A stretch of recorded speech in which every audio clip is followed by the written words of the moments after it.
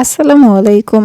10 ফুটের বড় ব্যাগটায় যে হাক পাতার আড়ি হেলাইলাম 5-6 দিন পর হেইয়ে গজাইয়া এরমে রইছে।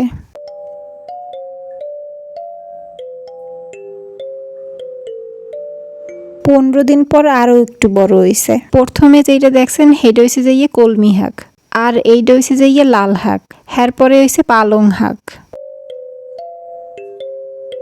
এতদিন এতে সাদা পানি দিলাম, আইজগো সাদা পানির লগে আরো কিছু মিশাইয়ে দিমু। এখানে এই বালতিটার মধ্যে মোর মায় তরি তরকারির ছোলা আর সরিষার খৈল 15 দিন ধরে ভিজেই রাখছে।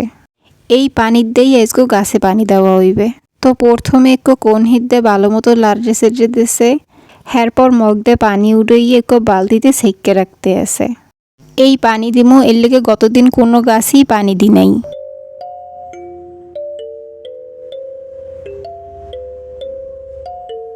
এখানে 1 বালতি পানি লওয়া হইছে, হাতে গুনে 1 মগ পানি একটু পটের মধ্যে লওয়া হইতে আছে। সরাসরি এই পানি গাছে দেওয়ান যাইবে না, এর লগে আরো পানি মিলাইয়ে এরপর দিতে হইবে।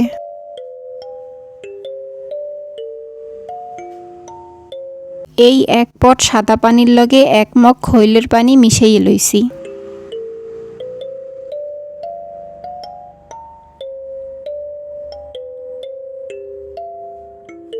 যেহেতু গাছে গতদিন পানি দি নাই, আইজগো দিছি, এর লেগে খৈলের পানি ভালো কাজে দেবে এনে।